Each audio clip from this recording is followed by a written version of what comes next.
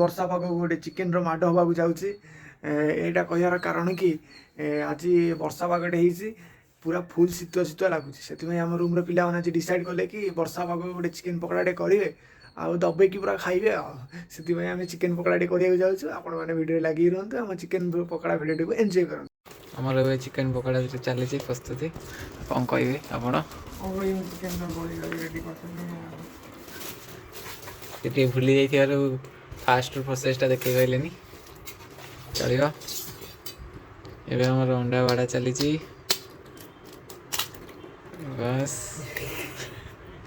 ହଁ ସିଏ ହୁଏ, ସେ ଏମିତି ସବୁ ହୁଏ, ବେଳେବେଳେ ହୁଏ। ଆମେ ଟିକେ ଅତ୍ୟଧିକ ଷ୍ଟାଇଲ୍ରେ ପ୍ରଫେସନାଲ୍ ଷ୍ଟାଇଲ୍ରେ ବାଡ଼ିବାକୁ ଚେଷ୍ଟା କରିଥିଲୁ, କିନ୍ତୁ ହେଇପାରିଲାନି। କ'ଣ କରିବା, ଯେମିତି ଯାହା ହେଉଛି ହେଇଯାଉ। ଏଇଥର ହେବ, ଭାଇ କହିଲେ ହେବ ମାନେ ହେବ। ଏଇଥର ଦେଖାଯାଉ। ବାସ୍ ବାସ୍ ହେଇଛି। ଆଉ ତମେ ଖାଲି ଗୋଳେଇବା ପାଇଁ ରହିଛ ତମେ? ଆପଣ ଗୋଳେଇ ବାସ୍ ଚାଲୁ। ଆଉ କେତେ ସମୟ ଛାଡ଼ିବା ନା ଏବେ ସାଙ୍ଗେ ସାଙ୍ଗେ କରିବା? 10 ମିନିଟ୍ ରହିବ। 10 ମିନିଟ୍? ତା ଭିତରେ ତେଲ ଟିକେ ଗରମ ହେଇଯିବ। ଆଉ ଏବେ ଏଇଟାକୁ କ'ଣ ଘୋଡ଼େଇ ଦେବା? ଚିକେନ୍ ଆମର ମାରିନେଟ୍ ହେଇଗଲା। ହଁ, ତାପରେ ପାଣି ହେଇଗଲା ନା, ଆଉ ଟିକେ ମାରିଦିଅ। ଆଉ ଟିକେ ମାରିଦିଅ, କଂସାରେ ଟିକେ ହାଲକା ଟିକେ ବେସନ ଟିକେ ମାରିଦିଅ। ଅଣ୍ଡାଟା ପଇଲା ନା, ସେଇଟା ଟିକେ ପାଣି ହେଇଗଲା, ସେଇଟା ଗୋଳ ହେଇଯିବ। ନା ଆଉ ଟିକେ ଦିଅ। ଭାଗ ମାପ ପାଉନା କି ରୋଷେଇଆ ତମେ? ହଁ, କିଛି ବୁଝି ହେଉନି। ଭାଗ ମାପରେ କରିବ ନା ଆଉ। ବେସନ ହାଲକା ଟିକେ ଆମର। ଆଉ ଆସ୍ତେ ଆସ୍ତେ ତମେ ଦେଖିଦେବ, ଆମେ ଏଇଠି କରି ଖାଇଦେଲୁ। ତମେ ତ ଖାଉନା ଚିକେନ୍, ଚଳିବ ଆଉ।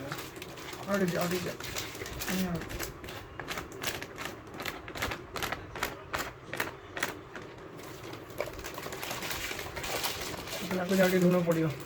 ଲୁଣ ଟିକେ ପଡ଼ିବ।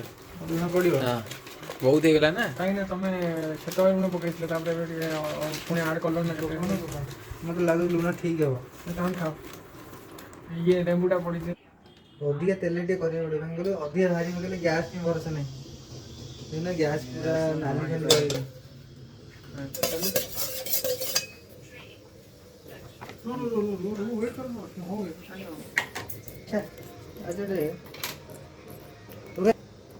ଏକାଳେ ଗଲେ ବି ହେଇଯିବ।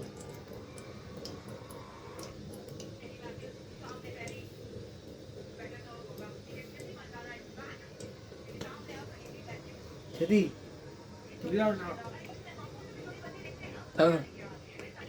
ହେଇଯିବ।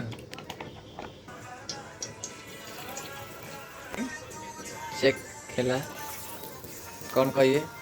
ହିଟ୍ ହେଇଛି ନା ନାହିଁ? ଆଉ 3 ମିନିଟ୍ ଅପେକ୍ଷା କରିବା। ଠିକ୍ ଅଛି, ଜଣା ପଡ଼ୁଛି ହଉ। ତେଲର ମାତ୍ରା ଆଉ 3 ମିନିଟ୍ରେ ଗରମ ହେଇଯିବ। ହଉ, ଏବେ ଆମର ଚିକେନ୍ଟା ପଡ଼ିବାକୁ ଯାଉଛି। ହଉ,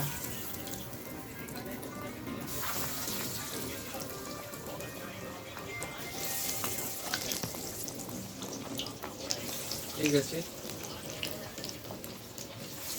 ଭାଇ ଜଣ ଚିକେନ୍ ପକାଉଛନ୍ତି।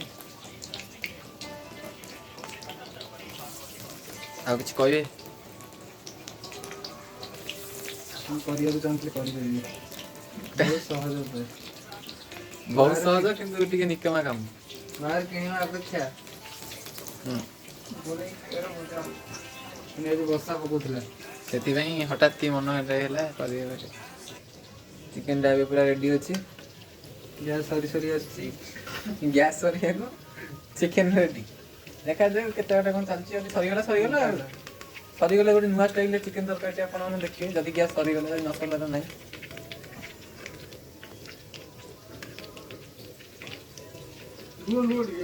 ବାହାର କରିସାରିବୁ, ଟିକେ ସମୟ ପରେ ପକେଇବ।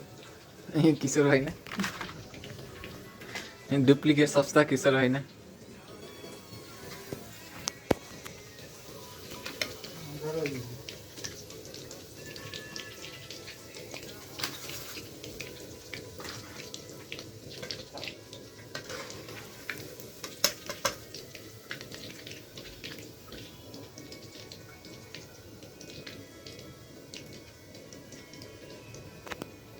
ଏଇଟା ଆଉ ଗୋଟେ ଭାଜି ପଡ଼ିଲା।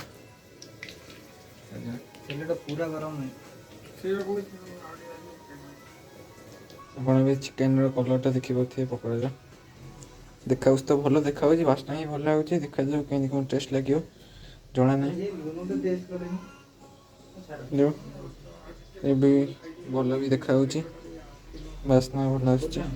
କ୍ରିଟିକାଲ ଏପଟେ ଗ୍ୟାସ୍ ସରି ଆସିଲାଣି, ଏପଟରେ ଆହୁରି ଚିକେନ୍ ଦୁଇ ଭାଡ଼ି ହେବ କ'ଣ ଗ୍ୟାସ୍ ଯଦି ସରିବା କଥା ସରିଯାଉ, କିଛି ନାହିଁ। ଗୋଟେ ନୂଆ ଷ୍ଟାଇଲ୍ରେ ଆପଣ ଦେଖିବେ କେବେ ଜୀବନରେ ମାନେ ଭାବିନଥିବେ ସେଇଥିରେ ବି ଚିକେନ୍ ହେଇପାରିବ। ଆମେ ଆପଣଙ୍କୁ ଦେଖେଇବୁ ଗୋଟେ ନୂଆ ଷ୍ଟାଇଲ୍ରେ। ଦେଖନ୍ତୁ ଆମ ଗ୍ୟାସ୍ଟା ସରିଯାଇଛି, ସେଥିପାଇଁ ଭାଇ ଆମର ଗ୍ୟାସ୍ଟା କେମିତି ମାନେ ବହୁତ ସମୟ ଯାଏ ଜଳିବ ସେ ଗୋଟେ ନୂଆ ଟ୍ରିକ୍ ଗୋଟେ ଭାଇ ଆପଣେଇଲେ। ଦେଖନ୍ତୁ ସେ ନୂଆ ଟ୍ରିକ୍ଟା କ'ଣ। ଗ୍ୟାସଟା ତ ବାଲ୍ଟି ପାଣି ପୁରେଇ ତା ଭିତରେ ଜାଗା ହବ ତ?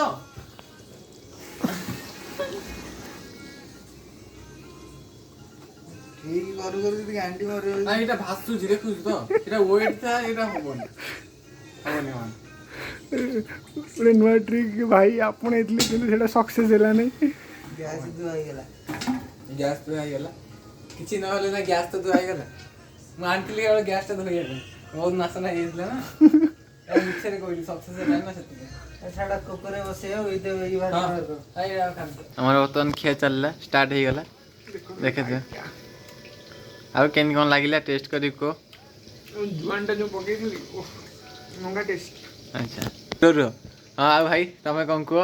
ବହୁତ ବଢିଆ ଲାଗୁଛି ବର୍ଷା ପାଗକୁ ଚିକେନ ପକୋଡା, ହୁଏତ ଆପଣ ରିଲେଟ୍ କରିପାରିବେ। ଆଉ ଏଇଟା ମୋ ବାଇଟ୍ଟା ଦେଖନ୍ତୁ, ଖାଇଦେବା। ଏଇଟା ଭଲ ହେଇଛି। ଆକୁ ମୁଁ ଧନ୍ୟବାଦ କାହାକୁ ଦେବି ତମ ଦୁଇ ଜଣ ଭିତରୁ? ପରର ସହମତିରେ ଆମେ ଚିକେନ ପକୋଡ଼ାଟି କରିପାରୁଛୁ। ବହୁତ ଜଣ ଅଛନ୍ତି କୁହନ୍ତି ଆମେ କରିବୁ ବୋଲି କିନ୍ତୁ କରିପାରନ୍ତିନି, କିନ୍ତୁ ଆମର ଡେଲି ହେଉଛି। ଆଖ ତମେ କିଛି କହିବ? ମୁଁ କ'ଣ କହିବି, ସେ ତ କହିଲି କିଛି କହିପାରିବି। ଆଉ ଆଶୁତୋଷ ଭାଇ ତମେ ଗ୍ୟାସ୍ଟା ଦେଇଥିଲ, ଗ୍ୟାସ୍ଟା ଟିକେ ସରି ହେଇଗଲାଣି। ଆଶା କରୁଛୁ କିଛି ଗୋଟେ ନୂଆ ବ୍ୟବସ୍ଥା କରାଯାଉ। ତମେ ଯେଉଁଠି ଥିଲେ ବି ଥାଅ, ବାହାରେ ଥିଲେ ବି ଚଳିବ, ଗୋଟେ ନୂଆ ବ୍ୟବସ୍ଥାଟେ କର। ଆମେ ପୁଣି କେମିତି କ'ଣ ଖାଇବୁ? ଆଉ ତମେ ତ ଖାଇବନି, ନହେଲେ ତମକୁ ନେଇ ଦେଇଥାନ୍ତୁ। ଛାଡ଼ ଆଉ। ଏପଟେ ଛଣା ଚାଲିଛି, ଏପଟେ ଆମର ଚାଲିଛି। ଅମୁଆ ଖାଉଛନ୍ତି, ଛାଣିଛନ୍ତି ବୋଲି ଅମୁଆ ଖାଉଛନ୍ତି, କାହିଁକିନା କିଛି ଦେଖା ଦେଖି ନାହିଁ। କାଳେ କିଏ ଖାଇଦେବ କି ବୋଲି ମାନେ ସାଇଁରେ ଖାଉଛନ୍ତି, ନାଦିକି ଖାଉଛନ୍ତି। ଏପଟେ ରୋଷେଇଆ କାଳେ ସରିଯିବ, ଭାଗ ସରିଯିବ, ସେଥିପାଇଁ ସିଏ କ'ଣ କରୁଛନ୍ତି ନା ଏପଟେ ସେପଟେ ରୋଷେଇ ଛାଡ଼ିକି ଏପଟେ ଆସିକି ଖାଇଦେଲେଣି। ତମେ ଏ ବିଷୟରେ କିଛି କହିବ ଭାଇ? ଆଉ କ'ଣ କହିବି, ବହୁତ ବହୁତ ଖୁସି ଲାଗୁଛି। ଆଚ୍ଛା ଆମର ସୋୟାବିନ୍ ହେଇଛି କିନ୍ତୁ ଆମେ ଚିକେନ ପକୋଡ଼ା ଖାଇବୁ। ସେଇଟା ମଜା। ଷ୍ଟାର୍ଟ ହେଲା ପୁଣି ସେକେଣ୍ଡ ବାରିଟେ ବଇଲେ। କେତେ କ'ଣ ଷ୍ଟ୍ରଗଲ୍ କରିକି ଏବେ ଆମର ସେକେଣ୍ଡ ଭାଇଟି ବାହାରିବାକୁ ଯାଉଛି। ମୁଁ ଆଗେ ଅନେଇଛି କେମିତି ବାହାରିବ ତ ଖାଇଦେବି, କାରଣ ଏଇ ମହାନ ବ୍ୟକ୍ତି ଖାଲି ବାହାର କରୁ କରୁ ଯାଇ ଖାଇ ଦେଉଛନ୍ତି ସବୁ। ମୁଁ ଆଗେ ଅନେଇଛି, ଯିବି ତ ବାହାରି କରିବେ ତ ଖାଇଦେବି ସାଇଁକି, ମାନେ କିଛି କହିବାକୁ ବି ମୋତେ ପଡ଼ିବନି। ଲାଗିଲା ରେ ମାଡ଼ି ବସୁ ତାକୁ। ହଉ ବସିବା ବ୍ୟସ୍ତ ନାହିଁ। ମାଡ଼ି ବସ, ତମେ ତ ଖାଲି ଖରାପ କଥା କହୁଛ ଆଉ। ଆମେ ଚିକେନଟେ ଖାଉ କ'ଣ ଇଚ୍ଛା ହେଲା ଟିକେ ପିଆଜ ପକୋଡ଼ାଟେ କରିବୁ, ସେଥିପାଇଁ ପିଆଜଟେ ପକୋଡ଼ାଟେ ଆରମ୍ଭ ଚାଲିଛି। ଆପଣ ପ୍ରୋସେସ୍ ଚାହିଁଲେ ଦେଖିପାରିବେ, ପ୍ରୋସେସ୍ଟା ଦେଖନ୍ତୁ। ପିଆଜ ଖାଇବା ଇଚ୍ଛା କଥା ନା, ଆମର ଟିକେ ବେଟରଟା ବଢ଼ିଲା ତ ସେ ବେଟରଟାକୁ ଆମେ ନଷ୍ଟ କରିବାକୁ ଚାହୁଁନୁ। ତଳେ ସୋୟାବିନ୍ ହେଇଛି, ଯିଏ ଚାହିଁଲେ ଆଣିପାରିବେ। ସୋୟାବିନ୍ ହେଇଛି, ସୋୟାବିନ୍ ନା କୋବି ହେଇଛି, ସରି ଭୁଲରେ କହିଦେଲି, କୋବି ହେଇଛି, ଚାହିଁଲେ ଆଣିପାରିବେ। ଆଉ କିଏ ଆଣିବ ମାନେ କ'ଣ? ସେ ଭାଇକୁ ଦେଖିବେ। ଆମର ବର୍ତ୍ତମାନ ପିଆଜି ଚାଲିବ, ପିଆଜ ଗୋଳାଗୋଳି ଚାଲିଛି। ଲୁଣ ଠିକ୍ ପକେଇଥିଲୁ ଟି? ହଁ ଲୁଣ ଠିକ୍ ପଡ଼ିଛି। ଚିକେନ କ'ଣ ଆପଣ କହିବେ? ଡବଲ ଧମାକା। ଡବଲ ଆମର ଖାଲି ଆଉ ଜଣେ ବସିଯାଇ ଖାଲି ତାଙ୍କ କିଶୋର ଭାଇ ନା କହୁଛି ହଁ ସେପ୍ରେ ପୁଣି ପକା ହେଉଛି। ହଁ ଠିକ୍ ଅଛି, ଅଳ୍ପ ପକାଅ ଟିକେ, ଅଳ୍ପ ପକାଅ, ଅଳ୍ପ ପକାଅ, ସେ ଭାଙ୍ଗିବନି। ଅଳ୍ପ ପିଆଜ ସାଙ୍ଗେ ହେଇଯିବ, ପିଆଜ ଖାଲି ତେଲରେ ପଡ଼ିଲେ ହେଲେ